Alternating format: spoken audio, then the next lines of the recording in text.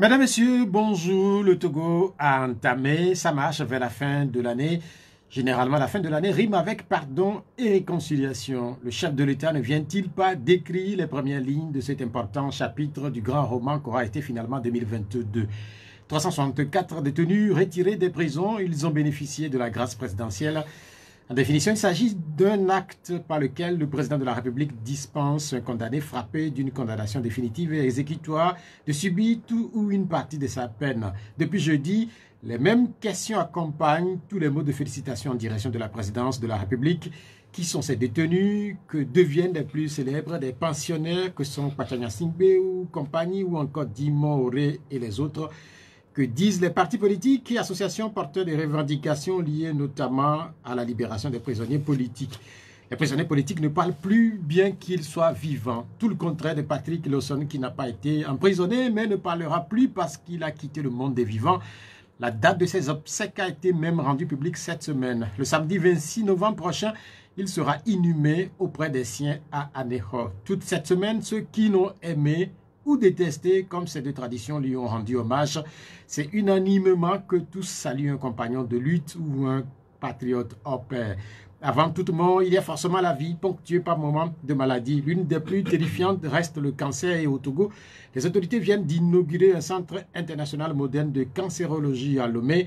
En 2022, faut-il le rappeler, ce sont 19 millions de nouveaux cas de cancer et 10 millions de décès qui ont été enregistrés sur le plan mondial, dont respectivement 5 208 cas et 3 468 décès au Togo. S'il est bien d'aller mieux, il est mieux d'aller bien. L'alcool est à éviter parce que favorisant de nombreux cancers, notamment celui du foie, a souligné le ministre togolais de la Santé. Sans doute un bon conseil dans une ville de plus en plus tournée vers la consommation de l'alcool. Il sera encore combien ce dimanche après-midi à prendre de nouveau place dans les bars de la plage jusqu'aux confins du Grand Lomé, ou plus loin jusqu'aux confins de notre territoire national. Sur ce vaste territoire de 56 000 km², des agents s'activent à recenser les populations. Le 5e recensement général de la population et de l'habitat se poursuit non sans peine puisque de nombreux ménages n'ont pas été suffisamment informés du déroulement de l'opération. En vérité, elle n'a pas pour objectif d'établir une nouvelle liste électorale. C'est ailleurs qu'on met à nouveau l'accent sur les listes électorales s'il n'est pas question de mandat présidentiel. En Guinée équatoriale, c'est à 80 ans que le président sortant brigue un 6e mandat. Au Sénégal, le président entretient le mystère pour un 3e mandat. C'est le professeur Oulou Komi du PSC qui est notre invité. 96 50 34 37 et puis 70 43 09 70. Les numéros pour participer à cette émission mise en onde par Venceslas Boga Koudouyo, professeur Oulou Komi, bonjour. Bonjour Pierrot et bonjour aux auditeurs, aux auditrices. Et une fois encore, merci pour cette invitation. Merci. Merci également d'avoir répondu à nouveau à notre invitation. Comment vous allez? Je rends grâce et je crois que ça va. Je rends grâce. Je sais aussi que vous êtes chrétien pratiquant. Je ne sais pas si vous avez été à l'église ce matin. Oui, comme toujours. J'étais comme toujours à 6 h et je sortais déjà à 9 h moins. En disant que vous êtes chrétien pratiquant, je voudrais à l'entame de cette émission rappeler qu'il y a 2 semaines, quand j'ai voulu vous inviter, votre téléphone n'a pas sonné. Vous étiez en fait au cœur d'un accident de retour d'une mission à l'université de Kara. Je ne sais pas si vous voudrez bien nous raconter comment tout ça s'est passé. Bon, disons que heureusement, je me porte bien, c'est le plus important. Et il semblerait que c'est le bras arrière donc, qui dirige la direction du véhicule qui s'est cassé parce qu'effectivement, j'ai entendu un bruit et juste après, le véhicule a commencé par me balancer de gauche à droite et j'ai fini dans les ravins. Heureusement, un titan passait aussi, il s'était arrêté et avec d'autres passants, ils m'ont aidé à faire sortir le véhicule et on est resté sur les lieux, donc je crois l'accident a eu lieu vers 12 h 30 et les tentatives de réparation, etc. ont quitté là à 18 h moins et puisque je n'étais pas encore loin de Kara, j'ai dû retourner à Kara où j'ai passé encore 2 jours avant de pouvoir revenir à Lomé. Donc je crois que c'était le vendredi 21 et j'ai pu revenir le dimanche. Le dimanche, oui. Bon, mon véhicule m'a suivi après, puisqu'après il m'a lâché en route encore. Mais je rends grâce, je ne suis pas du tout blessé. Voilà. Mais justement, c'est ça qui m'intéresse ou qui intéresserait un certain nombre d'auditeurs, puisque vous ne cessez de parler de Dieu et que dans cet accident tel que vous l'avez décrit, vous revenez à Lomé, l'accident s'est produit pas loin de Kara. Dans quelle localité exactement? Juste après Bafilo. Donc dans le contournement des Chinois. De la voie, la nouvelle voie effectuée par les Chinois. Donc juste le contournement. Après, voilà. Donc, au niveau de la faille d'Aliyo. Disons que la faille d'Aliyo, c'est l'ancienne voie. Ah ouais. Voilà, c'est la nouvelle faite par les Chinois. Voilà. Et le véhicule a totalement repris la direction de Kara. Comme si je venais de Lomé. Avant donc de se renverser. Mais Dieu soit loué, j'en suis très heureux. Et vous allez bien, c'est ça l'essentiel. Aucune égratignure, je crois, c'est le plus important. Et la voiture? Oui, bon, des réparations qui ont été faites, mais ça va, ça va. Nous sommes en fin d'année en réalité et qu'il y a un certain nombre de ces accidents qui sont de plus en plus nombreux sur les routes, notamment de Lomé jusqu'à Saint-Cassé. Quelles doivent être les attitudes des uns des autres en ce moment précis, puisque vous venez là d'être au cœur d'un accident et que finalement vous n'avez pas eu trop de bobos, mais il y a certains qui laissent carrément leur vie. Quelles doivent être nos différentes attitudes en ce moment précis? C'est la prudence d'abord, c'est la prudence. Et je crois aussi que lorsqu'on est au volant et qu'on est fatigué, il faut s'arrêter. Et dans mon cas, c'est vrai qu'il y a eu d'abord un ennui mécanique. C'est parce qu'il y a eu un problème sur le véhicule que j'ai eu cet accident. Mais parfois, vous voyez, surtout les titans qu'on voit régulièrement à des endroits sans qu'il n'y ait peut-être des cornets. Vous vous demandez parfois comment ils ont pu faire ces accidents qui sont très fréquents. Et il semblerait souvent qu'ils sont fatigués et qu'ils somnolent. Et ce serait l'origine de la plupart des accidents. Quand on est fatigué, on s'arrête, on dort. Et il faudrait ici éviter les excès de vitesse. Et je crois que c'est quelque chose de fondamental aussi. Éviter les excès de vitesse. Et pour le reste, bon, quoi qu'on fasse, il y aura toujours des accidents. Mais autant que faire se peut, il faut éviter ce qui peut l'être.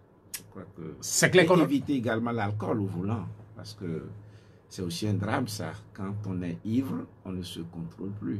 Il est donc indispensable d'éviter l'alcool au volant. Là, vous nous donnez quelques conseils, mais il est clair que de plus en plus de Togolais ou d'usagers de nos routes refusent de respecter le code de la route. Comment peut-on l'expliquer? Surtout à Lomé, avec les limitations de vitesse, tout ça, et les gens s'en foutent. C'est un manque de civisme. Ce n'est pas normal. Il faudrait peut-être reprendre l'éducation de toute la population. Et vous voyez, vous abordez cette question. C'est cette semaine, en tout cas, j'étais au volant de ma voiture. Je sortais de l'université quand une personne m'a dépassé avec les grosses motos. Et quand j'ai vu à quelle vitesse il roulait, je me suis posé une question. Si une telle personne causait un accident, est-ce que la victime pourrait lui pardonner? Parce que on peut pardonner, mais dès lors que, en toute connaissance de cause, et je ne peux pas dire que j'ai jeté un coup d'œil sur son truc, non, mais je suis presque sûr qu'il était à au moins 150 km/h, la façon dont il m'a dépassé. Sur le boulevard Yassimbi Adema? Effectivement. Et je crois que c'est une mise en danger d'autrui. Et s'il y a par exemple des radars qui permettent d'enregistrer donc un tel phénomène, il faut punir la personne. Parce qu'on ne va pas attendre qu'il y ait accident. Et il ne faut pas le poursuivre simplement sur le terrain d'excès de vitesse, mais c'est la mise en danger d'autrui. Ce n'est pas normal. À cela, il faut ajouter ceux qui ne respectent pas le feu tricolore. Parce que lorsque le feu est rouge, c'est un acte de civisme. Et je crois que c'est l'intégrité de la personne humaine qui commande qu'on respecte le feu tricolore. Bon, en ne respectant pas le feu tricolore, ce n'est pas une façon d'embêter le policier, non. C'est exposer la vie d'autrui en danger, à un danger plutôt. Et une fois que ce danger se réalise, les faits sont déjà faits. Vous ne pourriez plus réparer ce qui a été fait. Et de sorte que je crois qu'il faudrait encore une sorte de civisme Et respecter le code de la route, et ce n'est pas faire une faveur au gouvernement. En réalité, il faut le comprendre comme tel. C'est un devoir pour chacun d'entre nous de respecter le code de la route, de sorte à éviter d'exposer autrui à un danger. Il faut dire aussi que quand vous parlez d'éducation au civisme, plusieurs émissions sont consacrées au code de la route, mais on a l'impression que certains usagers sont juste têtus. Quand vous parlez de l'université, vous sortez de l'université cette semaine, entre l'université et le portail de Lomé 2, dans cet espace-là, il y a eu un autre accident, un carambolage qui a impliqué 3 voitures. On ne comprend pas pourquoi certains, sur cet axe principalement, usent de l'excès de vitesse. Oui, vous voyez, les voies sont larges à ce niveau. Et dès lors que la circulation n'est pas encombrée, et ils pensent qu'ils peuvent tout faire. Et d'autres comptent sur leur qualité. Vous les voyez se faufiler comme ça, se faufiler pour montrer qu'ils savent conduire. Mais avec les machines, il faut toujours s'en méfier. Il suffit d'un faux geste, un mauvais geste, et c'est fini. C'est parti. Et il faut, à mon sens, sur ces questions-là, sévir sérieusement. Il faut sévir sérieusement. Et c'est ce qui permettra aux citoyens... Vous pensez qu'il faut punir? Ah, il faut punir. Il faut punir. C'est ça aussi la démocratie. Il faut respecter la loi. Il faut punir. Et vous voyez, c'est peut-être cette impunité parfois qui explique que les gens puissent se conduire de cette façon. Quand vous voyez le feu tricolore et vous êtes sûr que si vous ne respectez pas le feu qui est rouge, la police vous prendra. Et la police ne se contentera pas de vous prendre 2000 francs, mais vous serez normalement verbalisé. Et je crois que si on le fait régulièrement, eh bien, les gens finiront par comprendre. Mais il faut aussi sensibiliser, continuer d'en parler, attirer l'attention des citoyens sur le fait que ce n'est pas simplement une question de la police, mais c'est le respect de la vie d'autrui. C'est fondamental. Vous dites que le respect des normes ou des signalisations sur les routes fait partie de la démocratie. Dans certaines capitales africaines ou dans ces pays-là, la pratique de la démocratie ou le respect des lois est légion, le même phénomène est constaté. J'ai souvent l'habitude de demander à certains de mes invités si le non-respect du code de la route, par exemple, si ce phénomène-là, il est africain, parce qu'on constate la même situation. Dans un pays comme le Bénin, dans un pays comme le Sénégal, on constate la même situation, ou ailleurs dans d'autres capitales africaines, à Freetown. À Lagos, par exemple, est-ce que c'est africain? On ne peut pas dire que c'est africain, parce que, disons que la circulation, ça ne faisait pas partie de nos réalités. Même en Europe, il fut un moment où il n'y avait pas cette circulation dense. Mais aujourd'hui, puisque c'est une réalité donc, de la société, il faut qu'on prenne cela en compte. Et je crois que c'est l'impunité finalement qui explique cela. Et dans certains pays européens, quand bien même le feu tricolore serait au rouge, en pleine nuit, sans circulation, vous voyez les gens vont s'arrêter. Et parce qu'ils savent, si on ne s'arrête pas, il est même probable que les caméras enregistrent votre passage et qu'on puisse par la suite vous suivre. Et il faut prendre toutes ces mesures pour que les gens parviennent à respecter. Vous voyez, quand vous circulez, moi je circule beaucoup la nuit, souvent revenant des voyages également, vous rencontrez des voitures, des véhicules sans signalisation arrière. Et pourtant, ces véhicules circulent au vu et au su de tout le monde. La police les voit. Et parfois, c'est avec un seul phare. Vous constatez ces choses. Et vous voyez des véhicules qui transportent parfois du sable et autres, sans clignotant. Et au moment de dévier, ils sortent la main pour faire ceci, pour indiquer qu'ils vont le passer. Et je crois que dans un système qui se respecte, nous devons tout faire pour mettre fin à ces choses. Je crois peut-être 1 ou 2 tours de sable suffirait peut-être pour mettre les clignotants. Mais pourquoi ils ne le font pas? C'est parce que certainement, ils sont assurés d'une certaine impunité. Et je crois qu'il y a des questions sur lesquelles il ne doit pas y avoir de faveur. Des questions sur lesquelles il ne doit pas y avoir de faveur. Il faut sévir pour que les citoyens reviennent à de meilleurs comportements. Dans ces dernières années, il y a le cas spécifique des tricycles qui sont également impliqués dans beaucoup d'accidents, surtout certains de ces tricycles qui n'ont pas de rétroviseur. Oui, et je crois que c'est un mal que nous connaissons, chacun d'entre nous le connaît, et il appartient aux autorités de mieux étudier la situation. Je crois, je n'ai pas les statistiques, mais je crois avoir entendu quelqu'un en parler, et ces tricycles sont impliqués dans un grand nombre d'accidents dans la ville de Lomé ici. Donc, il faut étudier le phénomène. Faut-il l'interdire ou faut-il trouver d'autres moyens? Est-ce qu'il faut l'équiper d'autres équipes, oui, d'autres équiper cette tricycle d'autres équipements, ou encore faut-il mieux former ceux qui les conduisent? Je crois que ce sont des pistes de réflexion. Je ne peux pas avoir une solution définitive sur ces questions, mais je crois que si le débat est très bien lancé avec les spécialistes du domaine, on trouvera des solutions appropriées. J'espère que nous avons fait une très bonne introduction à cette émission qui nous a permis donc d'évoquer un peu la situation sur les routes avec de plus en plus d'actes inciviques venant notamment des usagers. Vous êtes acteur politique, je sais que cette actualité doit vous intéresser, qui concerne la libération de détenus de plusieurs prisons du Togo, 364 personnes au total qui ont bénéficié d'une grâce présidentielle. Avant de venir à votre réaction d'acteur politique, nous allons faire un peu de pédagogie. J'ai donné une définition dans l'introduction, mais vous êtes pratiquant du droit. Qu'est-ce qu'une grâce présidentielle? Je crois que vous avez dit l'essentiel. Quand on dit grâce, c'est qu'on dit pardon. Et en principe, on ne peut pas gracier quelqu'un qui n'a pas été condamné.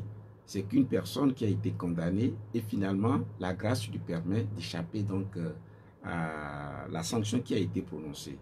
Et l'infraction n'a pas disparu, à la différence de l'amnistie qui, elle, fait disparaître même l'infraction. On fait comme si l'infraction n'avait pas existé et qui relève du domaine plutôt de la loi, alors que la grâce relève du domaine du président de la République. Mais si l'infraction n'a pas disparu, qu'est-ce que cela suppose? Non, ce qui suppose normalement que cela figure en principe sur son casier judiciaire, malgré la grâce. Ça figure sur son casier judiciaire, seulement qu'il n'exécutera pas la sanction qui a été prononcée. Voilà. Est-ce que ça dit, par exemple, que ceux qui viennent de bénéficier de cette grâce présidentielle, est-ce qu'ils ont fait une demande ou ça a été fait au hasard? Donc, il arrive parfois que la personne fasse sa demande. Mais lors de certains événements, soit une fête nationale ou à une occasion, il arrive que le président de la République ou les autorités elles-mêmes prennent l'initiative d'accorder des grâces. Et je crois parfois ça permet aussi de désengorger les prisons surpeuplées. C'est aussi une façon aussi de désengorger les prisons. Donc, parmi les 364, est-ce que tous en ont fait une demande? Je n'en suis pas sûr.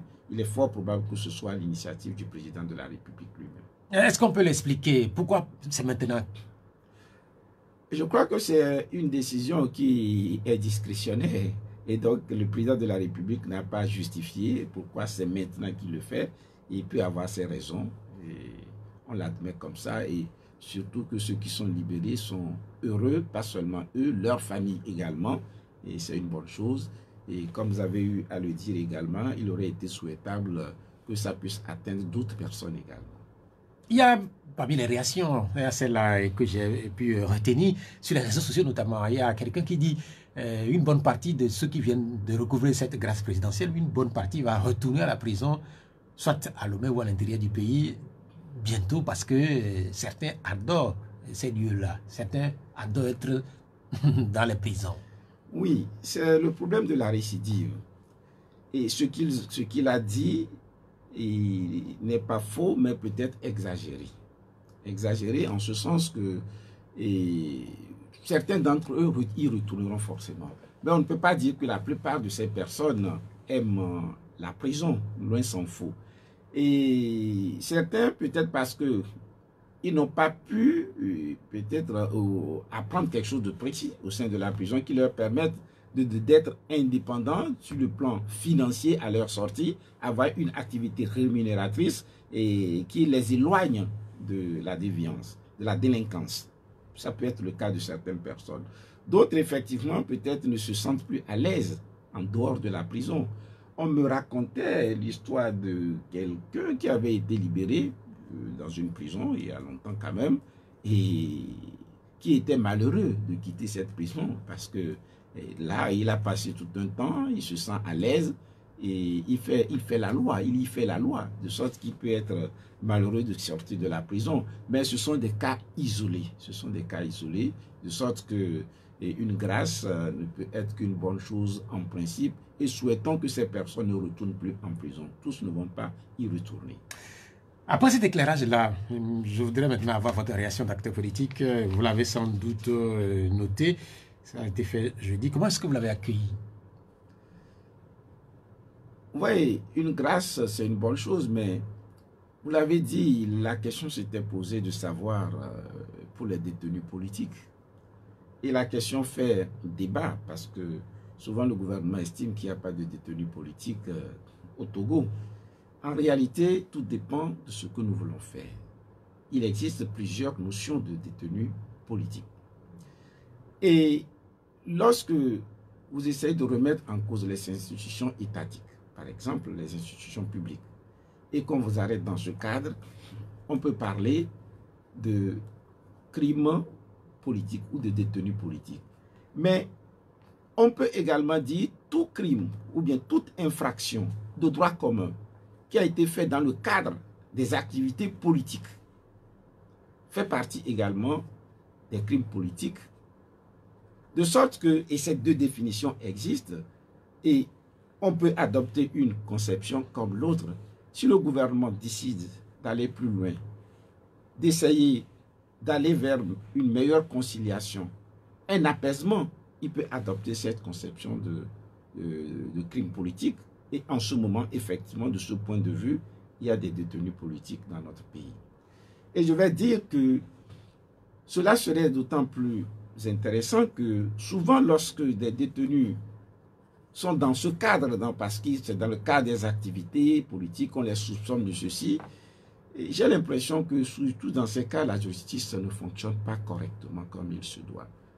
J'ai des cas, des situations, ce n'est pas la peine de donner les trucs, ou qui ont été arrêtés dans des situations et qui font que les indices qu'on peut avoir à l'endroit de ces, disons, contre ces personnes sont des indices véritablement, en tout cas, discutables. Ce sont des indices discutables. Mais ces personnes sont en prison. Et parfois même, pour que le juge d'instruction puisse les rencontrer et discuter, qu'on les entende, ça prend un long temps. J'en profite pour dire ceci. La justice a un problème dans notre pays. Il faut le dire, il faut le reconnaître. Je suis persuadé que les magistrats eux-mêmes ne sont pas satisfaits de la justice dans notre pays. Je suis persuadé que le gouvernement lui-même, chef de l'État, n'est pas satisfait de la justice dans notre pays. Je suis persuadé que les avocats ne sont pas satisfaits. Je suis persuadé que beaucoup de justiciables ne sont pas satisfaits. Je ne peux pas dire que c'est la faute à telle personne ou à telle autre personne. Quand on est face à de telles situations, il faut mettre balle à terre, se retrouver, discuter quels sont les problèmes et quelles sont les solutions qu'il faut rechercher. Je crois qu'il est temps au Togo que cette initiative soit prise, de discuter sans démagogie, voir les problèmes auxquels ils sont confrontés et quelles sont les solutions à apporter. Vous savez, on parle de la séparation des pouvoirs avec 3 pouvoirs, mais le pouvoir politique ou pouvoir exécutif, je considère que c'est un pouvoir qui a tendance véritablement à chercher à absorber les autres. On peut considérer cela comme une tendance peut-être naturelle. Le pouvoir législatif est un pouvoir politique également. Le pouvoir qui assure la garantie des droits, des libertés des citoyens. Le pouvoir qui ne doit jamais chanceler, tout faire pour consolider ce pouvoir dans l'intérêt de chacun d'entre nous. Pour moi, c'est le pouvoir judiciaire. De sorte que lorsque ce pouvoir va mal, eh bien, c'est toute la société qui en souffre. Et je crois profondément, au fond de moi aujourd'hui, que la justice togolaise va mal. Ce n'est pas la faute, je vais dire, à telle personne ou telle autre personne, mais il est temps qu'on s'asseye pour en débattre sérieusement. Ce que vous venez de dire implique donc tout le monde, si tout le monde n'est pas satisfait de la justice togolaise, puisqu'on a entendu il n'y a pas très longtemps le président de la Cour suprême lui-même se plaindre du fonctionnement de notre justice. Le président de la République il y a quelques années. Donc la question c'est de savoir qu'est-ce qu'on fait, puisque si tout le monde se plaint juste, là vous vous appelez carrément, je ne sais pas si c'est aux états généraux de la justice, je ne sais pas, ou à une conférence consacrée à la justice. C'est indispensable. Et je crois que face à de telles situations, c'est le pouvoir politique qui pourra le faire. Que le président de la République dise dans ces conditions, s'il y a un tel problème, réunissons un certain nombre d'acteurs. Et peut-être même avant de rendre cela public, un certain nombre d'acteurs qui peuvent discuter et sérieusement faire un travail préliminaire. Quels sont les problèmes par rapport à certaines statistiques, par rapport à des enquêtes sur le terrain, pour dire qu'il faut qu'on puisse faire autrement les choses. Et je sais que, en tout cas, ce que moi je dis, je ne me situe pas dans une logique partisane. Je parle en tant que citoyen togolais et aussi en tant que juriste. Vous savez, parfois, quand vous ne connaissez pas trop les règles, on en souffre moins. Mais lorsque vous connaissez les règles, vous savez comment les choses doivent marcher, et que vous assistez à des incohérences à certaines situations, on en souffre davantage. Et je crois que dans cette logique, il faudrait qu'on puisse se dire un certain nombre de vérités et qu'on ressuscite notre justice, de sorte que les choses puissent aller mieux.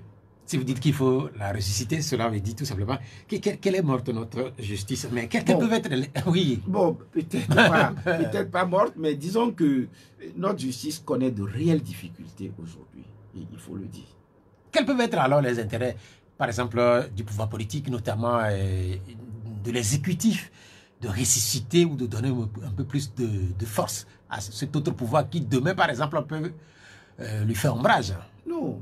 Ça y va même de la crédibilité même du pouvoir politique.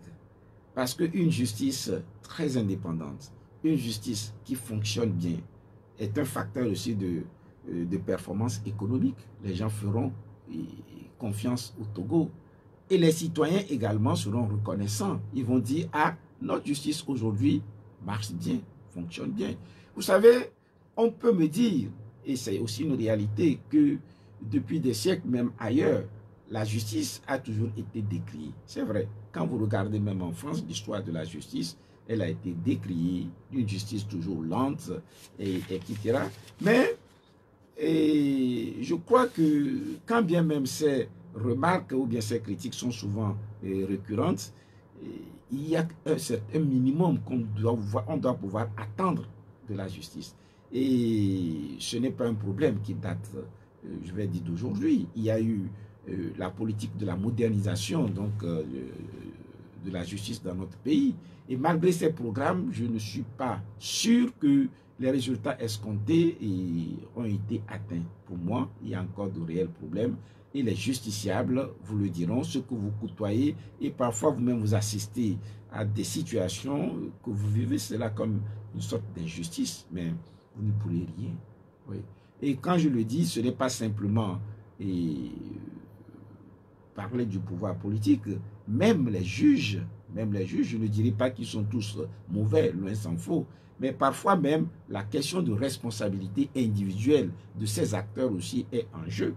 Et je vais dire la présomption d'innocence qui est la règle. Aujourd'hui, parfois, on pourrait dire qu'on est en présence d'une présomption de culpabilité. La liberté qui doit être le principe aujourd'hui, c'est la détention qui, dans plusieurs cas, devient le principe. Donc, je crois qu'il faut réfléchir tous ensemble et trouver les bonnes solutions. Quand on évoque la justice au Togo, les regards se tournent très souvent vers les juges puisque c'est à eux de prendre un certain nombre de décisions. Vous parlez de leurs responsabilités. En réalité, est-ce qu'ils ont peur? Vous savez, c'est possible que certains d'entre eux aient peur. C'est possible que certains d'entre eux aient peur. C'est possible que certains d'entre eux attendent des avantages. C'est possible aussi que le pouvoir politique puisse placer certains à certaines positions parce qu'il attend quelque chose d'eux. Par exemple, si je sais que ceci est un poste clé et que j'aurai souvent affaire à ce poste en tant que pouvoir politique, il est possible que je nomme à ce poste celui avec qui je pourrais bien coopérer. Celui avec qui, et en tout cas qui respecterait les ordres que je lui donnerai. Donc, c'est un ensemble d'éléments. C'est un ensemble d'éléments. Et donc, et ces magistrats qui seraient en mesure de dire parfois au pouvoir politique non, je ne crois pas qu'ils soient très nombreux. Ils disent que ce que vous dites, d'accord, mais je vous dis non. Il faudrait qu'ils soient en mesure de le dire, de le faire. Et malheureusement, ce n'est pas toujours le cas. Vous aviez dit qu'il faut ressusciter la justice togolaise. Vous avez dit que la justice togolaise est malade. Vous êtes enseignant à l'université de Lomé et de Kara. Vous enseignez le droit. Est-ce que, en disant ça là, beaucoup d'étudiants sont encore tentés d'intégrer ce corps de métier? Non. Les juges, nous en aurons toujours besoin. Et quand je le dis ainsi, je ne dis pas que tous les magistrats au Togo sont mauvais. Loin s'en faut. Il y en a de très bons. On le dit pour que les gens prennent conscience de la situation. Et il m'arrive de dire dans l'amphi aux étudiants, vous êtes des étudiants agneaux, ne devenez pas des magistrats loups. Si un jour vous décidez de faire quelque chose qui est contraire à votre conscience, rappelez-vous qu'un jour dans l'amphi, le professeur Oulou vous a dit de ne pas devenir des magistrats loups. Et je crois que c'est un travail pédagogique. Il faut expliquer, il faut attirer l'attention des citoyens. Comme nous le disons, certains magistrats, je dis, ne sont pas de bons magistrats, d'accord. C'est de la même manière, on dira certains journalistes ne sont pas de bons journalistes. C'est à l'image de la société. Et au niveau des enseignants, on en aura de bons ou de mauvais également. Mais le problème est crucial au niveau de la magistrature parce que c'est le pilier de la société. En réalité, c'est là où se situe le problème. Les bons et les mauvais sont toujours dans tous les secteurs de la société. Mais lorsqu'on est dans un secteur clé, comme la justice, pilier, et je le dis pour moi, par rapport aux trois pouvoirs, c'est le pouvoir qui doit être véritablement consolidé. On doit lui donner tous les moyens, la sécurité nécessaire pour qu'il puisse bien faire son travail. Et donc, dès lors que dans ce secteur, il y a des mauvais, quelques mauvais, véritablement, ils peuvent corrompre totalement le système. C'est en cela que c'est grave. Ce n'est pas parmi les magistrats qu'il y a les plus méchants, les plus malhonnêtes de la société, mais c'est la nature de leur pouvoir qui est telle que une petite erreur, une petite faute, une petite légèreté peut avoir des conséquences énormes. Voilà. Nous évoquons la grâce présidentielle accordée à certains détenus au Togo et depuis jeudi, certains cherchent désespérément le nom de certains acteurs connus au Togo qui sont en détention pour certains depuis quelques années, plusieurs années même, Pachanya Singbe par exemple, ou encore Dimon Oré, ou récemment Jean-Paul Omoulou. Pour cela, qu'est-ce que vous conseillez au pouvoir politique? En réalité, la libération de ces personnes, à mon humble avis, ne peut constituer vraiment et ne peut fragiliser le pouvoir. Ça ne peut pas fragiliser le pouvoir.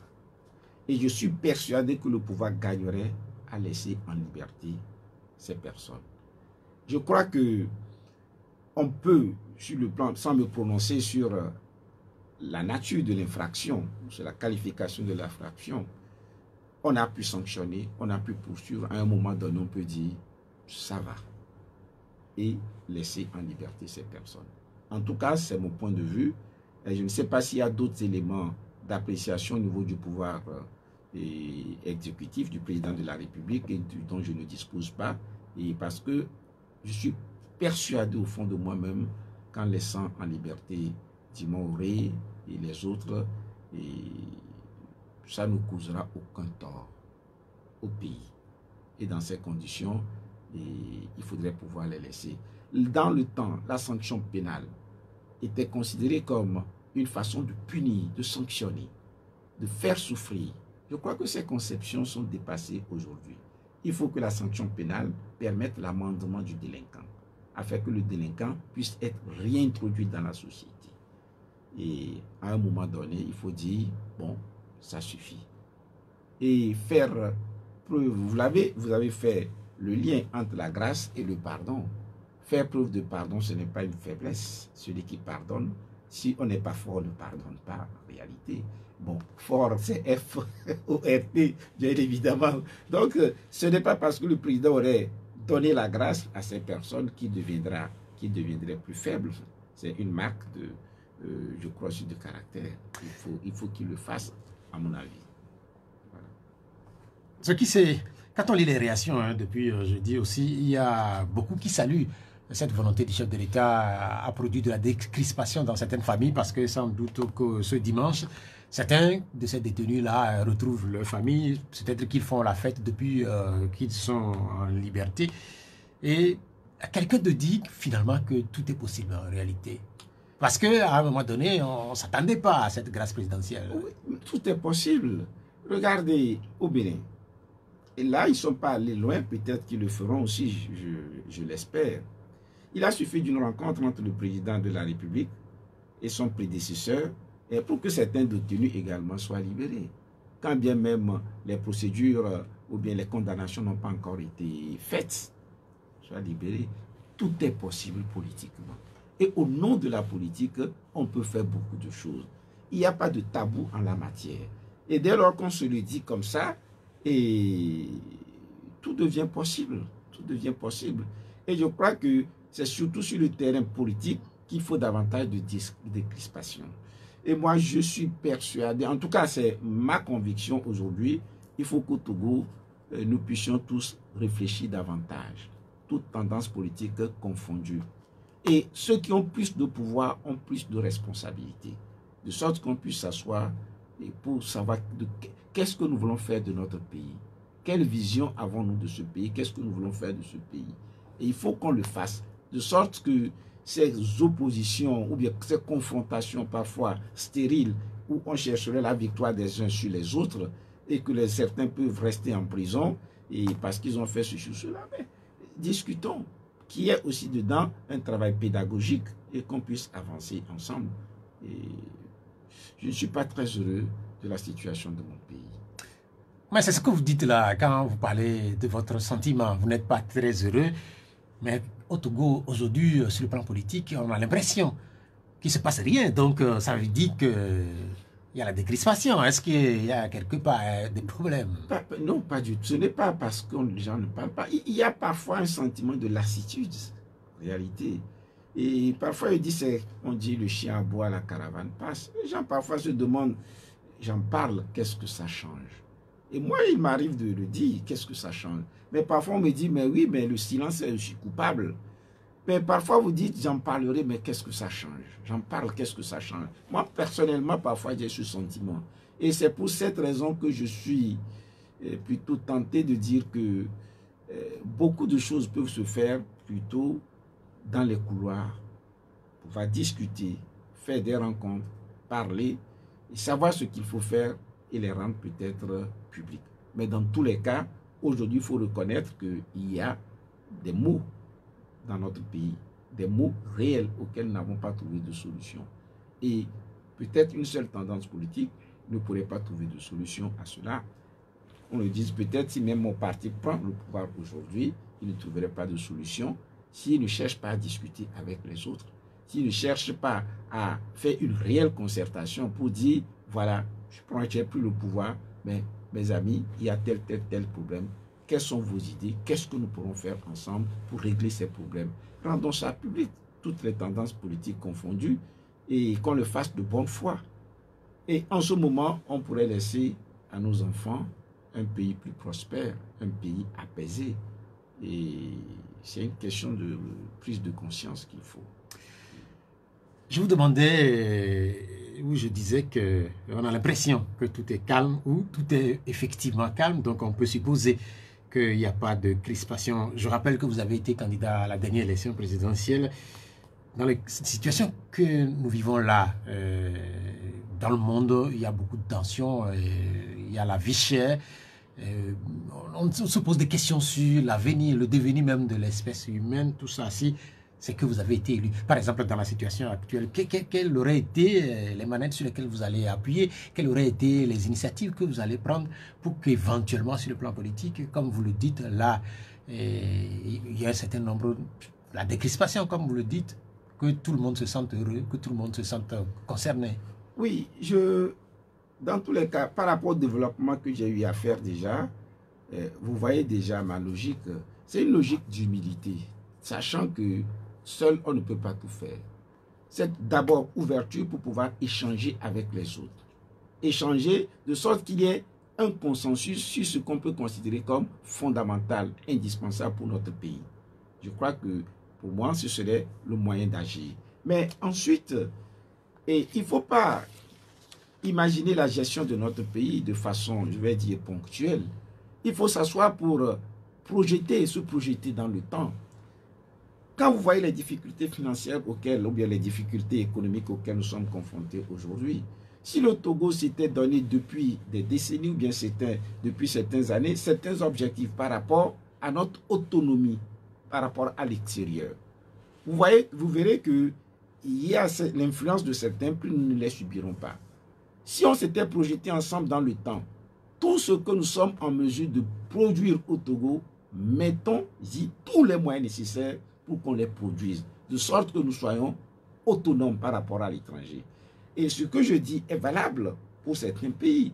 Quand vous avez vu lors des problèmes du Covid, quand l'Union européenne, même ou la France, était en manque de, comment nous les appelons? Les masques. Des masques, en réalité. Moi, dans une certaine mesure, ça m'a surpris. C'est dire qu'à leur niveau également, il n'y a pas eu une sorte de prévisibilité. Ce n'est même pas simplement sur la question de masques. Il y a certaines choses sur lesquelles ils dépendent totalement de l'étranger.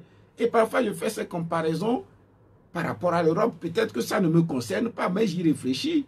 Que l'Europe délègue en quelque sorte sa sécurité aux États-Unis. Moi, je me disais que si j'étais français, ou peut-être autorité française, je ne l'admettrais jamais. Je ne l'admettrais jamais. Les gens changent. Et on dit que les États n'ont pas d'amis, ils ont des intérêts. Et même si on doit compter sur l'étranger, il faut d'abord compter sur soi-même, sur ses propres capacités. De sorte que pour moi, au Togo, c'est de bien réfléchir tout ce que nous pouvons produire, tout ce qui pourrait être considéré comme indispensable et qu'on pourrait nous asphyxier sur un plan. Réfléchissons pour qu'on soit en mesure de les produire et pendant, en tout cas, un certain temps. Et je crois que c'est cette humilité qui conduirait à associer toutes les tendances politiques, toutes les qualités, discuter.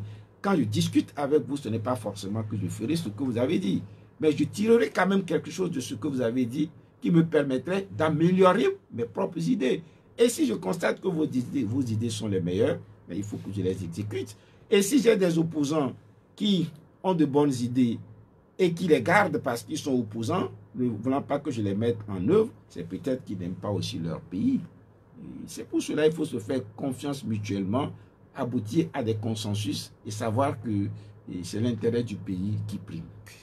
De la grâce présidentielle, nous avons évoqué la situation d'un certain nombre d'acteurs connus et qui sont encore en détention. Vous avez demandé à ce qu'ils soient libérés, mais il y a d'autres qui ne sont plus dans le pays. On a évoqué ces derniers jours le cas spécifique de Monseigneur Podro. Le prélat est très âgé. Sur ce cas spécifique, pour éventuellement son retour au pays, qu'est-ce que vous proposez? Qu'est-ce que vous pouvez dire? Je ne sais pas si ce serait une bonne chose. J'ai une fois discuté avec quelqu'un que je pourrais considérer comme proche du gouvernement, et disons proche du régime. Et ce n'est pas que la question a été abordée essentiellement, c'est lors des discussions. Mais il semblait me dire qu'ils n'ont absolument rien contre Monseigneur Podro. Et que si Monseigneur Podro décide de revenir au Togo à tout moment, il reviendrait sans aucune charge. Je sais ce que, en tout cas, à ce que je sache, bon, peut-être maintenant qu'il n'est pas rassuré lui-même. S'il n'est pas rassuré et que le gouvernement entend le dire officiellement, ou bien, même s'il ne le lui dit pas, qu'il lui envoie des émissaires. Donc c'est comme la diplomatie, donc de façon discrète, en lui disant, nous n'avons rien contre vous. Si vous voulez revenir, revenez au pays. Et après cette démarche, même s'il le rend public maintenant, on verrait. Parce qu'effectivement, il est indispensable qu'il revienne, et vu son âge également, et peut-être qu'il a, il a des craintes, à tort ou à raison, que le gouvernement le rassure. Mais comme je le dis, l'un d'entre eux a eu à me dire qu'ils n'ont absolument rien contre Monseigneur Podro et qu'il pourrait revenir à tout moment quand il veut. On sait que quand on évoque le cas spécifique de Monseigneur Podro, on pense un peu à la dynamique Monseigneur Podro, et cette dynamique a aussi un certain nombre de ces acteurs qui sont à l'extérieur. Est-ce qu'en posant le cas de Monseigneur Podro, est-ce qu'on poserait le cas des autres? Pourquoi pas? Pourquoi pas? Vous savez, quand on décide de discuter, on décide de résoudre les problèmes, on parvient toujours à trouver des solutions. Vous voyez, en politique, il ne faut jamais dire celui-là, c'est mon ennemi et nous n'allons jamais, jamais, jamais nous entendre. Nous n'allons jamais discuter. Et si l'intérêt de la nation l'exige, vous devez discuter avec tout le monde. Et si les autres dont l'ancien ministre Agboube, peuvent revenir, il faut qu'ils reviennent. Et je vous l'ai dit, il est possible de passer l'éponge. Il suffit qu'il y ait une volonté politique. Qu'est-ce qui a pu se passer? Etc. Discutons-en, trouvons une solution et que la vie puisse continuer. Et l'image de notre pays aussi en sortirait grandi, je crois. Merci.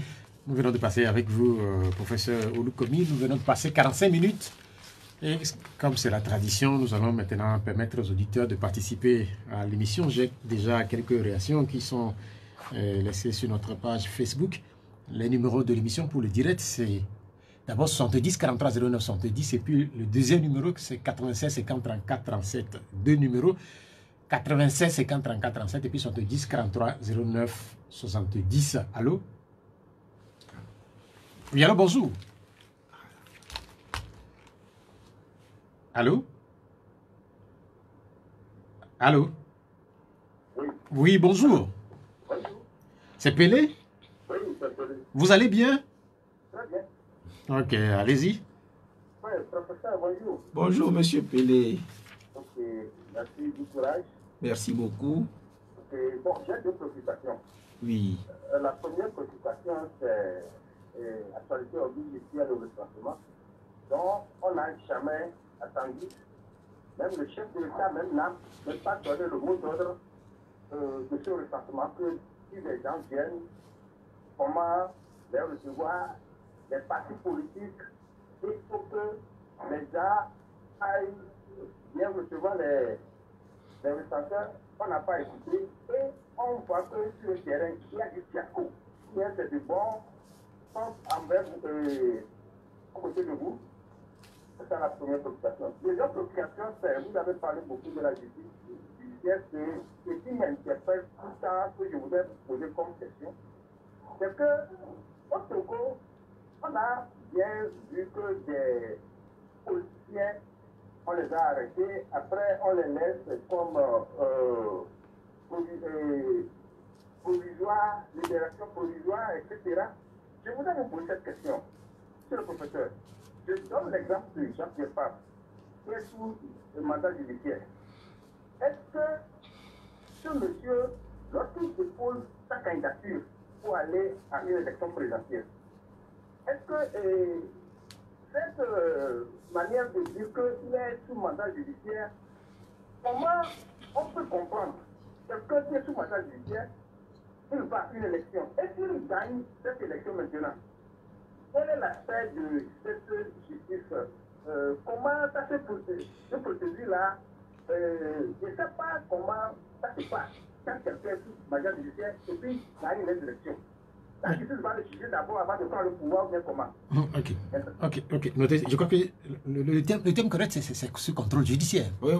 Ok, sur le cas spécifique de ces personnalités politiques et qui sont sous contrôle judiciaire, oui. L'exemple qu'il vient de donner, ce cas de figure, si ce cas de figure arrivait à se produire éventuellement dans notre pays, qu'est-ce qui va se passer? Le problème posé, c'est d'abord de savoir comment se fait-il qu'il est sous contrôle judiciaire, qu'il va quand même aux élections. C'est une présomption d'innocence. Notre Constitution le dit, tout prévenu est présumé innocent jusqu'à ce qu'une justice et une juridiction libre et indépendante le déclare coupable. Donc, il doit entièrement être traité comme un innocent. Et s'il gagne les élections, il exerce son pouvoir jusqu'à ce que ce mandat finisse et on ne trouve aucun problème. Tant que vous n'avez pas été condamné, vous êtes considéré comme un innocent.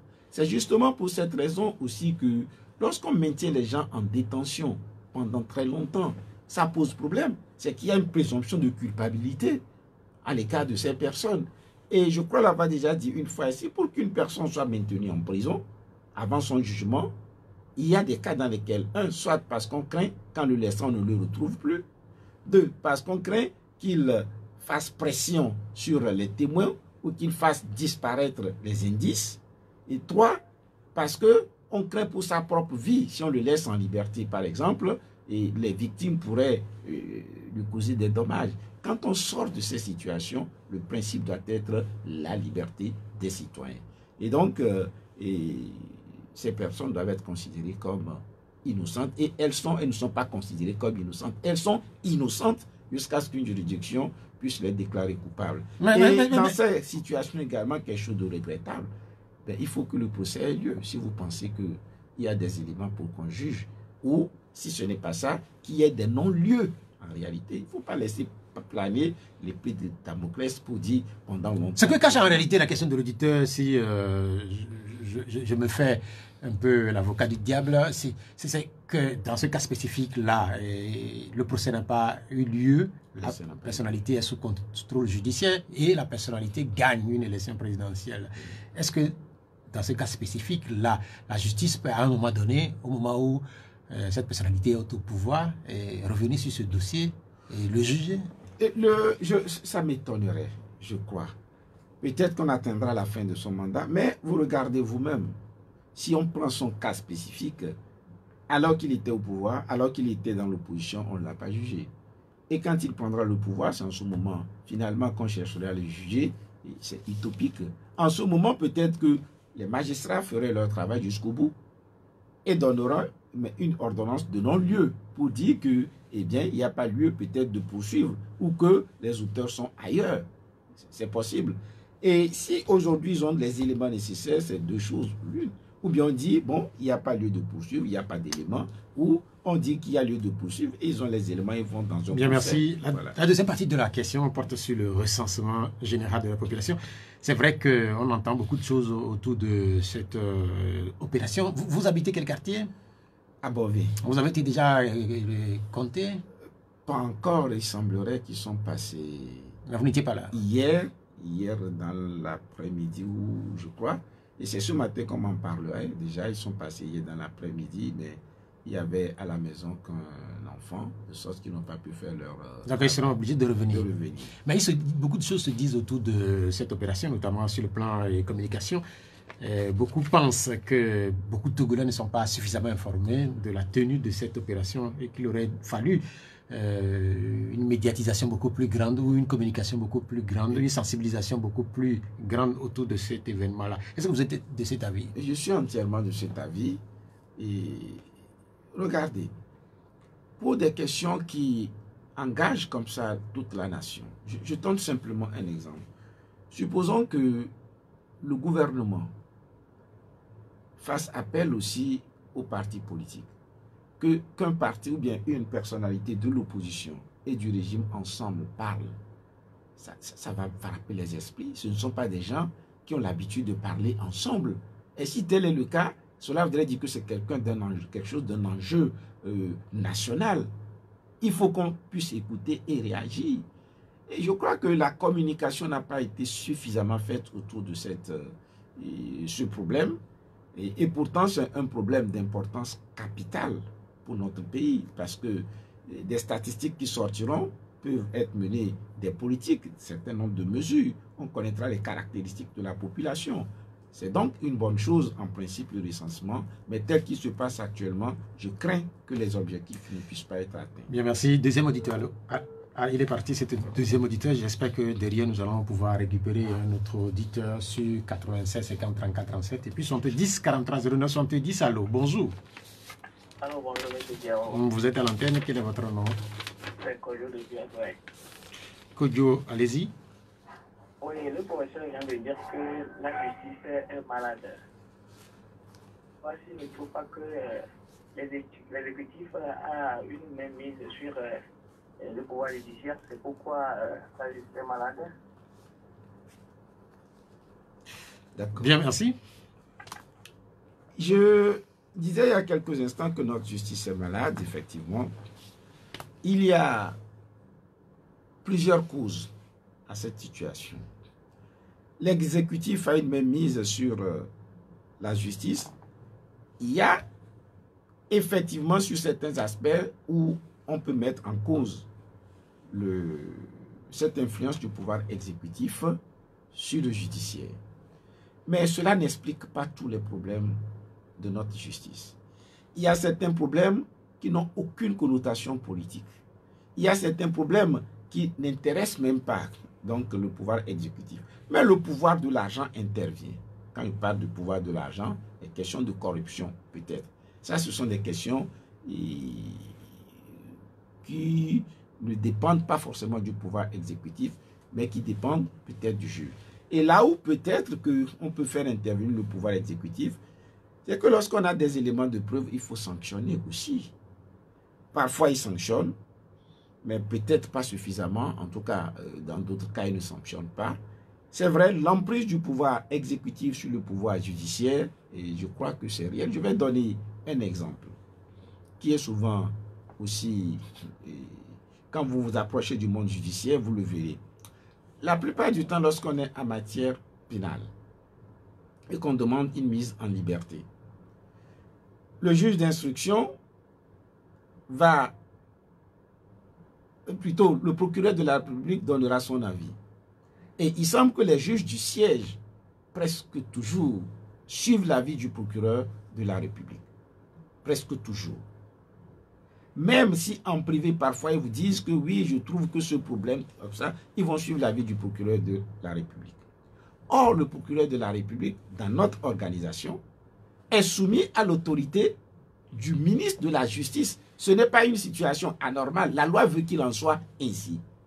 Si la loi veut qu'il en soit ainsi, le procureur est soumis au ministre de la Justice, alors que le juge du siège, maintenant, finalement, suit les instructions, suit la position du procureur de la République. Et je crois là, il appartient au juge du siège de pouvoir dire, prendre leur autonomie pour ne pas forcément, disons, suivre l'avis du procureur de la République. Mais il semble que si de façon exceptionnelle, même les juges d'instruction, au niveau du tribunal, ils ne suivent pas, au niveau de la cour d'appel, et la chambre d'accusation finira par suivre l'opinion ou bien les avis du procureur de la République. Et c'est justement pour cette raison que je crois qu'il y a un projet de réforme, je ne sais pas quand est-ce que ça va aboutir. C'est vrai que je n'ai pas vu l'évolution qu'il y a eu sur ce projet de réforme. Il y a déjà plus de 10 ans, j'avais travaillé sur ce projet qui n'a jamais abouti. Récemment, je sais qu'ils ont retravaillé, je ne sais pas s'ils ont maintenu cette disposition dans le projet. C'est qu'il y a un juge même des libertés devant lequel le procureur de la République viendrait plaider et que l'avocat également du prévenu plaiderait. Et c'est lui qui déciderait, oui ou non, s'il faut maintenir la personne en détention ou s'il faut le laisser en liberté. Et si ces réformes sont maintenues et qu'on parvient donc à les faire avancer, qui sait, peut-être qu'on aboutira à une évolution.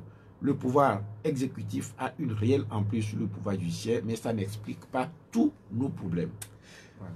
Bien, merci. Il y a cette question de Kwakui Agosaïna.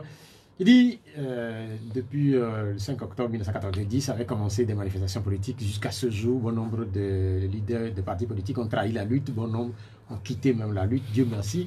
Vous, il parle de vous, mon invité, et moi, nous sommes encore là. Vous êtes politique, vous allez continuer de la sorte jusqu'à quand? Quel résultat pensez-vous pour l'avenir du Togo? Quel résultat pensez-vous laisser pour l'avenir du Togo? Mais je ne sais pas trop ce qu'il a voulu dire quand il dit certains ont quitté la lutte. Est-ce qu'il parle de ceux qui sont décédés? Est-ce qu'il parle de ceux... Il y a certains qui ont abandonné carrément, puisqu'il y a certains acteurs des années 90 qu'on n'entend plus. Oui, vous savez, cette lutte n'est pas... en tout cas, n'est pas réservée à une catégorie de personnes ou à certaines personnes simplement. C'est une lutte qui concerne chacun d'entre nous. Et ce que moi je dis, j'ai commencé, espérant que ça va aboutir. Mais la démocratie est une lutte permanente. Et je crois, et si ce n'est pas Bachelard qui disait que j'ai pu voir plus loin que les autres parce que je suis monté sur leur épaule, en disant qu'une fourmi sur une montagne est plus élevée que cette montagne. Eh bien, je continue, ce n'est pas ma personne qui est en jeu. Si j'obtiens des résultats, je crois que d'autres continueront ces résultats, de sorte que nous puissions avancer. Mon résultat, ce n'est pas contre quelqu'un, ce n'est pas contre un régime, c'est pour le mieux-être du peuple togolais. Et je l'invite, s'il n'est pas associé à la lutte, qu'il s'y associe assez rapidement. Il y a cette réaction parlant du code de la route, de Akuti Kanko, il dit les usagers de la route ne maîtrisent pas les différentes signalisations routières, c'est ce qui cause ces problèmes en circulation. Je propose que les cours de code soient dispensés dans toutes les écoles du primaire en terminale et que cela soit une matière fondamentale. Pourquoi pas? Pourquoi pas? Même si ce n'est pas une matière fondamentale, le simple fait de dispenser ce cours et peut-être déjà quelque chose de... ça peut faire progresser les choses. Et c'est une bonne idée. Et encore faut-il donc former des enseignants en nombre suffisant qui puissent dispenser ce cours. Et c'est possible, c'est possible. Je crois que c'est au moins un cadre dans lequel passent la plupart des jeunes. Et ça permettrait de leur apprendre ces règles. La question du code de la route également pose en même temps la question comment je vais dire ça. On sait qu'un certain nombre de détenteurs de permis de conduire utilisent mal ce qu'ils ont appris dans les centres de formation, puisqu'on voit les panneaux, la signalisation qui mentionne la limitation de la vitesse à 40, par exemple. Et l'usager, lui, va jusqu'à 70, il va à 80. Est-ce que c'est un problème, finalement, de formation? Oui, c'est ce dont nous avons parlé au début. C'est une question aussi de civisme. Et parfois, on se dit que non, il n'y aura pas de danger, il n'y aura rien. Donc, alors que le danger ne prévient personne. Et ça peut arriver à tout moment. Et c'est justement pour cette raison qu'il faut faire ce travail de pédagogie de façon constante. Je vous ai dit au départ que je conduis souvent la nuit et parfois, bon, de moins en moins maintenant, je suis de longs trajets. Vous voyez au croisement d'un véhicule comme ça, les gens volontairement braquent sur vous les feux de route, de sorte que vous êtes totalement ébloui et vous êtes obligé peut-être de vous serrer d'un côté, lui laisser le passage avant de... Alors que ce sont des situations qui peuvent provoquer des accidents. Si vous avez un conducteur en face qui n'a pas la maîtrise donc, de la situation, il est ébloui par les phares, eh bien, c'est une cause d'accident. Et je ne comprends pas pourquoi la plupart des chauffeurs, je pourrais même dire, 6 chauffeurs sur 10 le font la nuit. Ils braquent sur vous les phares, en toute connaissance de cause. Je n'ai jamais compris ce phénomène non plus. Oui, ce sont des questions de civisme aussi. Nous allons parler de Patrick Lassonne qui a quitté le monde des vivants. On connaît désormais les dates de funérailles du vice-président de l'ANC. Il sera inhumé le 26 novembre à Anéro après une veillée le vendredi 25 novembre à Lomé. Est-ce que vous serez à ces cérémonies-là? Si Dieu le veut, j'y serai. Et si je suis au pays, parce qu'il y a une possibilité, mais je crois qu'il est possible que je sois à l'étranger, que je revienne le 25 probablement. Mais dans tous les cas, si je suis au Togo, j'y serai. Nous sommes allés déjà au siège du parti, nous sommes allés aussi en famille. Et je crois que je vais encore y retourner avec une délégation très prochainement. Et si je suis à Lomé, au Togo, je ne pourrais pas ne pas y être. Et le minimum possible, c'est que je le lui dois en réalité. Je lui dois cette présence. Et nous nous connaissons il y a longtemps, dans le cadre de la lutte politique. Beaucoup de réunions, beaucoup de discussions que nous avons souvent faites ensemble. Et un homme calme, très posé également, avec qui vous pouvez discuter, même s'il y a des divergences, et ça ne peut se faire que de façon calme, et des échanges posés, et je crois que, paix à son âme, je ne peux pas ne pas y être. Ce que vous dites là, un peu sur la personnalité calme, une personnalité qui écoute, et on l'a entendu de beaucoup de gens. Cela suppose que Patrick Lassonne, on dit qu'il est d'un parti politique qualifié de parti extrémiste pour certains par moment, quand on fait référence à l'Union des forces de changement et puis à l'ANC. Là, on est en face d'une personnalité qui est plutôt calme, qui n'est pas violent, qui est d'une certaine manière compris par ses pairs dans un parti politique qui, pour certains, est clivant, extrémiste pour certains. Vous savez, la notion d'extrémisme est relative. Pendant très longtemps, et nous avons eu des échanges avec l'ANC. Et par moment encore, ça continue. Et quand parfois vous défendez certaines positions et qui ne sont pas celles défendues par les autres, et ils pensent que vous êtes extrémiste plutôt. Si être extrémiste, c'est exiger le respect de la loi, alors beaucoup d'entre nous, nous sommes extrémistes. Et donc, moi, je préfère éviter ces classifications pour dire que certains sont extrémistes et d'autres ne le seraient pas. Je crois qu'il faudrait plutôt regarder le fond des idées que chacun d'entre nous défend. Voilà. Et sur une question donnée, on peut être intransigeant et sur d'autres, l'être moins. Et vous savez, parfois même, je ne parle pas de l'ANC, je parle de moi, ma personne. Et pour certains, je suis un extrémiste. Je dis, tout dépend de l'angle sous lequel la personne me regarde en réalité. Donc c'est quelque chose de relatif à mon avis. Donc vous pensez qu'il faudrait plutôt peut-être changer de terminologie, qu'ils soient rigoureux? Oui, bon, dans tous les cas, moi je ne suis pas dans cette logique. Je trouverais un parti d'extrémistes et ceux-là qui enfreignent la loi, par exemple, un parti raciste, je le tasserai dans ces catégories. Mais dès lors que nous sommes dans le cadre des partis qui respectent la loi, ils sont intransigeants. L'intransigeance n'est pas l'extrémisme, à mon avis. Voilà. Quand on écoute les réactions aussi, et ça aussi, on peut dire que c'est de la nature des humains, tout le monde s'accorde finalement à dire qu'il est bon, que c'est une bonne personne. Alors que il n'y a pas très longtemps aussi, tout n'était pas rose quand même concernant les discours tenus vis-à-vis des leaders de l'ANC et spécifiquement de Patrick Lawson. Bon, vous savez, on peut avoir observé une personne sous divers angles.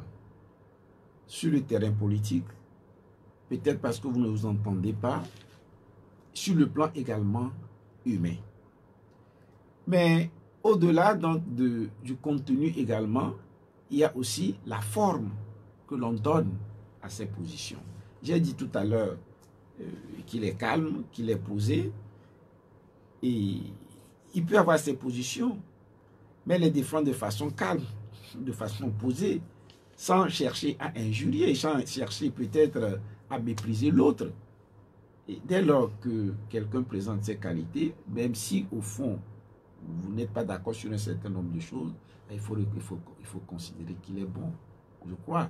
Et là également, ce n'est pas à nous de juger, parce que chacun d'entre nous fait ce qu'il peut, et en fonction des éléments dont il dispose, il y a quelqu'un d'autre qui voit les cœurs, qui juge, c'est Dieu. Et je crois que laissons Dieu juger. Avec cette disparition de Patrick Lawson, c'est un des acteurs majeurs de la lutte ou du processus démocratique à son début qui quitte le monde des vivants. Je faisais la liste la semaine passée quand je recevais ici Madi Debakate. Nous parlions par exemple de Yavia Bouibo qui a quitté, Dem Kodjo qui a quitté, Nachaba Fambare qui a quitté, Agba qui a quitté. En fait, ils sont là. Est-ce qu'on est là dans un renouvellement naturel de la classe politique? Et dans tous les cas, le renouvellement sera naturel, c'est évident. J'ai eu à vous le dire, et ils ont apporté leur pierre, ils ont fait ce qu'ils pouvaient faire. Il appartient maintenant à ceux qui sont vivants de continuer la lutte et pour voir ce que ça pourrait donner. Et c'est tout à fait naturel. Et tout ce que nous devons souhaiter, c'est que chacun parte à un âge respectable. C'est ce qui pourrait être souhaitable. Et c'est lorsque les jeunes disparaissent, c'est beaucoup plus pénible. Nous savons que même jeunes, on peut disparaître, mais prions le Seigneur pour que la plupart d'entre nous partent à un âge respectable. Ils étaient porteurs quand même d'un idéal au début des années 90. Est-ce que cet idéal-là, est-ce qu'il demeure intact? Est-ce qu'il demeure le même pour vous qui continuez, vous qui êtes encore là? Oui, c'est évident. Et je me dis que les hommes partiront, mais ce sont les valeurs que nous défendons qui doivent demeurer intactes. Et j'ai l'habitude de dire aussi à mes amis, si un jour je suis en train de trahir ces valeurs, mettez-moi de côté et continuez la route sans moi. Et donc ces valeurs doivent être intactes. C'est indispensable pour le bien de chacun d'entre nous. Et c'est indispensable pour ceux qui sont au pouvoir, c'est indispensable pour ceux qui sont dans l'opposition, puisque c'est de notre pays qu'il s'agit. Et ces valeurs sont indispensables pour que nous puissions avancer. Voilà. Certains reviennent très souvent sur la question de l'alternance, parce qu'ils étaient engagés pour ça. Ils ne l'ont pas vu avant de partir, notamment Eden Kodio, notamment, ils ont vu à Boïba, vous parlez même de Gaoun Egbo, ou encore récemment de Patrick Lawson. Est-ce qu'elle finira par arriver? Elle finira par arriver. Moïse a conduit le peuple juif, mais Moïse n'est pas arrivé sur la terre promise. Mais finalement, Israël est arrivé quand même. Et, écoutez, avec ou sans nous, ça finira par arriver. Je crois que le pouvoir en place le sait. Et ça fait partie de l'ordre naturel des choses. Ça finira par arriver. Oui. Mais il faut qu'on souhaite que ça arrive dans de bonnes circonstances, dans de bonnes conditions, et que, en attendant que cela n'arrive aussi, tout ce qui pourrait être fait dans le bon sens, que cela soit fait. Voilà. Beaucoup pensent que les Togolais sont même fatigués de la politique. Je ne sais pas si vous faites le même constat, puisque ils participent même de moins en moins même aux émissions. C'est-à-dire que c'est le signe que je fais aux techniciens pour savoir s'il y a un auditeur en ligne ou pas. Cela suppose que... je suis d'accord avec vous. Lors des dernières élections, même quand nous allions vers... Les gens disent qu'ils sont fatigués des élections au Togo. Ils sont fatigués. Or, la participation aux élections même est un acte de civisme. Mais si les conditions ne sont pas créées pour que les citoyens s'attachent aux élections, eh bien, il y aura une désaffection. Et c'est la situation à laquelle nous sommes arrivés, ou nous sommes en train d'arriver. Ce n'est jamais un bon signe. Et parce que on n'a pas abordé la question sous cet angle. Les questions de recensement aussi peuvent être le comportement des citoyens peut être une sorte de manque de défiance à l'égard de l'autorité, en disant à l'autorité, écoutez, laissez-nous tranquilles, vous ne vous occupez pas de nous, ce n'est pas maintenant que vous viendrez faire ce recensement.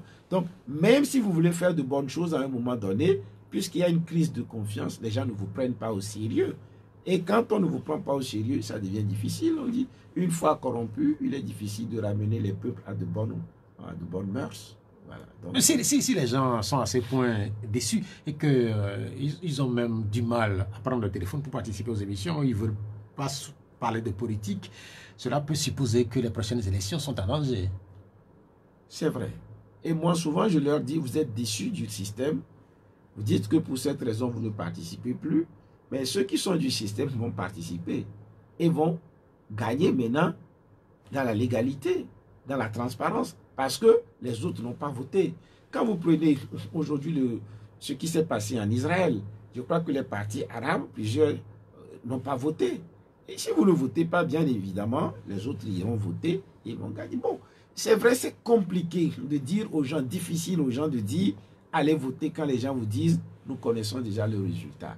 Qu'on aille voter ou qu'on n'aille pas voter, nous connaissons déjà les résultats. Il faut trouver de nouveaux arguments pour pouvoir les convaincre. Maintenant, dans ces conditions, c'est très difficile, il faut le reconnaître pour l'opposition. Mais le régime également n'est pas à l'abri, puisque quand les gens ont perdu tout espoir, lorsqu'ils auront une petite opportunité de se livrer à des actes de vandalisme, ils le feront. On peut dire à qui profite le crime? On peut ajouter dans le temps. À qui profite le crime actuellement? Mais dans le temps, à quoi on peut aboutir? Et à qui profite le crime? On peut supposer que ceux qui sont là, ça pourrait leur profiter puisqu'ils sont là et que les gens se désintéressent. Mais dans le temps maintenant, à qui cela pourrait profiter? L'essentiel, c'est que le Togo ne perde pas. Et c'est là mon inquiétude. Nous parlions des acteurs des années 90 qui commencent par quitter la scène un à un. Mais il y a un qui a quitté la scène il y a bien longtemps, c'est Sylvanus Olympio, le 13 janvier de l'année prochaine. Cela fera 60 ans qu'il a été assassiné. Et puis il y a cet appel qui a été lancé par le Parti des travailleurs pour une réflexion autour de la commémoration de ces 60 ans, de ces 60 ans d'assassinat de Sylvanus Olympio. Quelle peut être l'importance de cette réflexion? Puisque nous attendons de recevoir ceux qui sont porteurs de cet appel, nous les recevrons sans doute dans les prochaines semaines, mais quelle peut être l'importance de cette réflexion? Lors des hommages qui ont été rendus à Maître Agbo-Ibor, puisqu'il y a eu un colloque qui avait été... Colloque international. Un colloque international. Les initiateurs disaient ceci, qui serait même souhaitable qu'on puisse reproduire de telles rencontres sur différentes personnalités, soit politiques, religieuses de notre pays. En réalité, l'étude d'une personne permet de connaître sa philosophie, savoir ce qu'il a été fait. Il peut être aussi un modèle, mieux creuser ses idées, ses orientations. Ce n'est pas simplement pour chanter les éloges de la personne. Vous savez, chacun d'entre nous peut présenter plusieurs aspects. Sur certains aspects, peut-être de façon plus élogieuse, d'autres moins bonnes, pourquoi pas. Et donc, il a été président de la République togolaise, mieux le connaître, mieux valoriser aussi ses idées, qu'est-ce qu'il a été, qu'est-ce qu'il a pu faire, quelles étaient ses insuffisances. Ce serait l'occasion pour que les historiens aussi fassent un travail d'ampleur pour mieux éclairer le peuple. Pourquoi pas? Donc, pas forcément lui, et peut-être lui, parce que c'est le 60e anniversaire, pourquoi pas, mais on pourrait le faire également à d'autres personnalités de notre pays. Sur le cas spécifique de Sylvanus Olympio, l'appel à cette réflexion, là par exemple, est-ce que vous êtes disposé par exemple à apporter votre expertise si éventuellement on vous fait appel? Vous savez, pour être très objectif, je dirais qu'il faudrait plus souvent laisser le soin aux spécialistes de nous faire cette question. D'abord, je ne suis pas vraiment un historien. Je ne l'ai pas connu, je n'étais même pas né. Je ne l'ai pas connu, je n'étais même pas né. Et les acteurs, bien les Togolais d'un certain âge. En plus de cela, les historiens qui pourraient avoir accès à des sources fiables. Parce que si moi je dois faire aujourd'hui des recherches, par exemple en droit, je sais de quel côté j'irai, même sur une matière qui n'est pas de ma spécialité, assez rapidement je peux me retrouver. Mais si on laisse le soin aux historiens ou à certaines personnes d'un certain âge de faire ce travail de façon scientifique, ça nous permettrait peut-être d'éviter... On a compris votre position, mais il faut reconnaître que l'assassinat de Sylvanus Olympio était à un moment donné le symbole des rapports difficiles que le pays en ces moments-là a commencé par entretenir avec les grandes puissances. Et curieusement, presque 60 ans après, l'histoire se répète. Aujourd'hui, on constate que les rapports entre un certain nombre de pays dominés et des pays dominants, ces rapports-là sont de nouveau tendus. La symbolique, c'est le Mali. Comment est-ce que vous expliquez ça? Vous savez, moi, dans ma logique, c'est que chaque peuple doit pouvoir défendre ses intérêts. C'est fondamental. Et il y a plusieurs façons quand même de défendre ses intérêts. Il faut le faire avec fermeté, il faut le faire avec rigueur, mais il faut le faire dans le respect mutuel. Et je crois que ces puissances doivent nous respecter et nous aussi nous devons en retour les respecter. C'est moi ma vision des choses. Et chacun cherchera toujours à défendre ses intérêts. Et si vous n'êtes pas respecté, eh bien, on pourrait l'appeler l'exception d'une exécution si je sors de ce domaine. Les pays colonisés, ex-colonisés, peuvent se sentir aussi dans l'obligation de ne pas respecter les autres. Et raison pour laquelle il faut ce respect mutuel les uns à l'égard des autres. Mais vu ce qui se passe là, est-ce que vous pensez que les Africains, à un moment donné, peuvent poser des sujets de façon collégiale, à renserrer par exemple? Il faut qu'on le fasse. Malheureusement, ce n'est pas encore le cas. Vous voyez, si nous prenons le cas du Mali, si même on fait partie de la France, si un autre pays prend la place, soyons certains, ce pays vient aussi pour la défense de ses intérêts. C'est justement pour cette raison qu'il appartiendra à chaque pays de défendre ses propres intérêts. Mais l'Afrique, en rang resserré, avancerait mieux. Mais dès lors que, même entre nous ici déjà, vous voyez le problème actuel qui se pose entre la Côte d'Ivoire, le Mali, et ce n'est pas bon signe.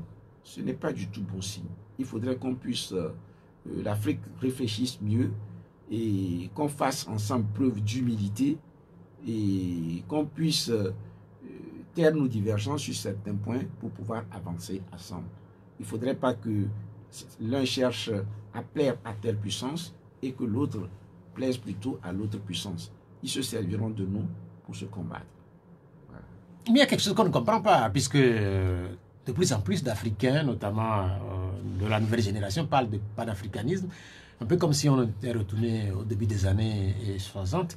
Mais ceux qui sont au pouvoir, les dirigeants politiques, hormis ceux qui portent aujourd'hui de nouveaux messages, notamment au Mali, ce sont des militaires, en Guinée ou encore au Burkina Faso, les autres pays semblent être d'une certaine manière alignés, hormis également quelques diplomates comme ceux du Togo. Quand vous dites aligné, c'est par rapport au conflit en cours?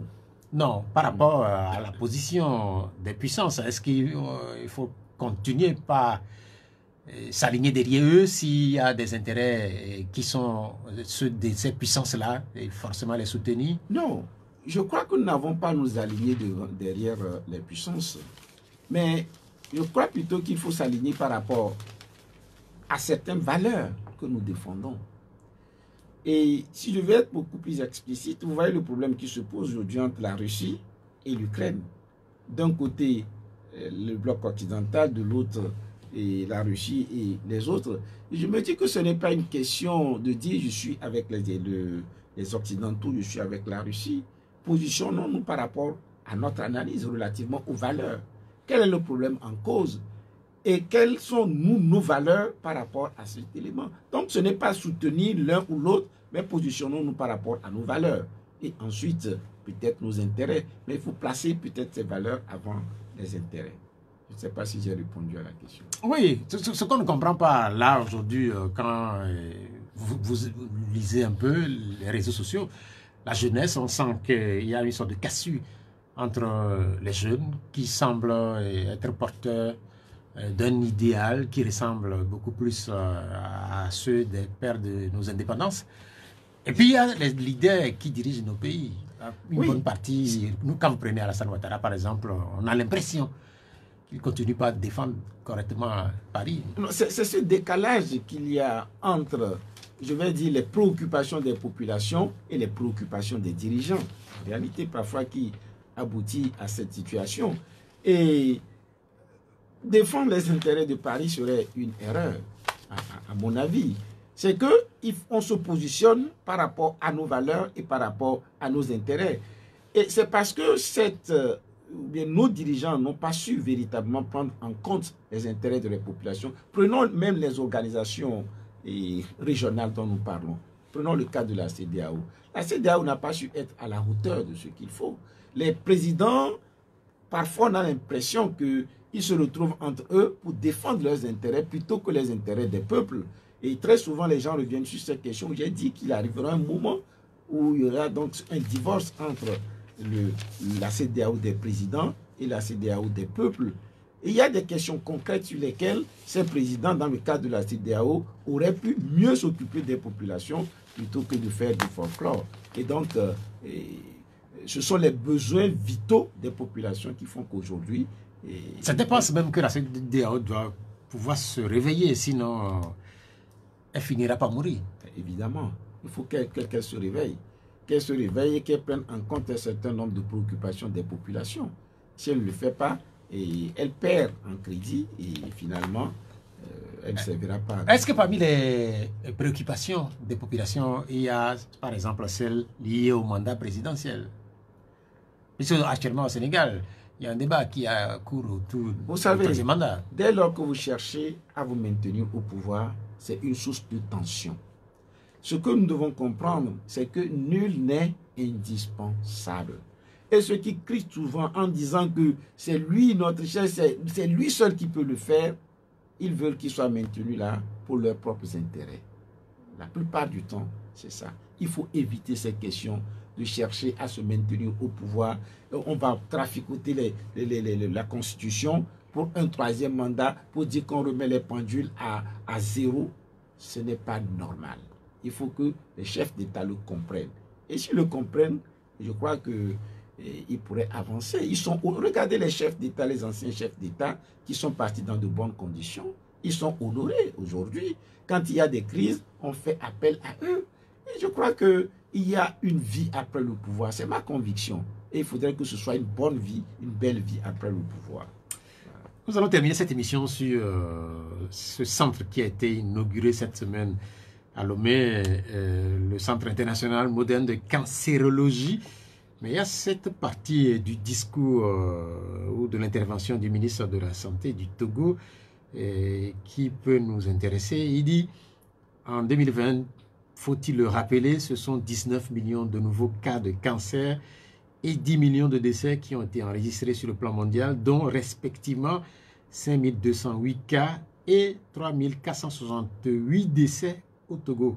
Et puis il ajoute, s'il est bien d'aller mieux, il est mieux d'aller bien.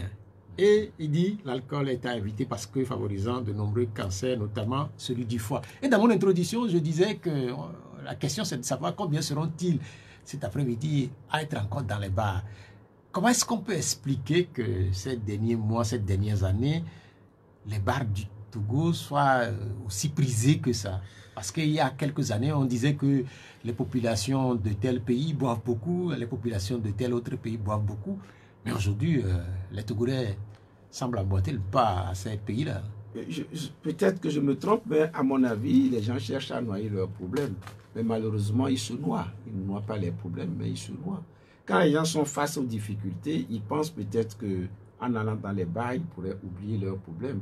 Ils l'oublient pour un certain temps, évidemment, mais les problèmes reviennent avec une acuité. Et plus tard, il faut chercher à faire avancer. Celui qui se sent bien dans sa peau et qui n'a pas vraiment d'autres problèmes ne va pas chercher à être ivre. Il prendra peut-être des bières, mais une fois en passant. En tout cas, ça ne peut pas être quelque chose de régulier où tous les soirs il faut le faire, tous les soirs il faut le faire. Et si quelqu'un finalement le fait comme ça régulièrement, c'est qu'il y a un problème quelque part. Il veut résoudre un problème, c'est qu'il y a un mal, il faut compenser en quelque sorte. Et c'est un appel au secours. Il faut essayer de trouver des solutions. Quand vous allez les dimanches après-midi ou les week-ends ou de plus en plus tous les après-midi sur la plage de Lomé, oui, vous avez beaucoup de monde. Oui. Est-ce que ce n'est pas le symbole d'un pays qui marche? Pas toujours. Pas toujours. Peut-être aussi c'est une façon de se défouler. C'est possible. Symbole d'un pays qui marche parce que on ne peut pas se fier simplement à cette apparence, à cette situation. Quand vous discutez avec les gens, et même des travailleurs, et quand ils vous font part de leurs difficultés, des difficultés que nous connaissons également, nous ne pouvons pas dire que c'est le symbole d'un pays qui marche. C'est peut-être une façon de s'évader pendant un certain temps pour oublier ses problèmes. Quelques secondes pour conclure cette émission. Merci à vous et merci à tous les auditeurs. Et nous ne devons pas perdre espoir. Je le dis, pour moi, c'est une conviction. C'est difficile, mais nous devons chercher à nous battre et à continuer. Et je le dis, c'est valable pour chacun d'entre nous, pour les gouvernants, pour les opposants, et valable également pour toute la population. Que Dieu protège notre pays. Amen. Merci d'être venu, professeur Olu Komi. Je rappelle que vous êtes le secrétaire général du PSR. L'émission s'achève ainsi. Elle a été mise en onde par Boga Vincent Lascoudoyon. Je suis Pierrot Atiobé. Bonne suite de programme sur Pyramide FM. Au revoir.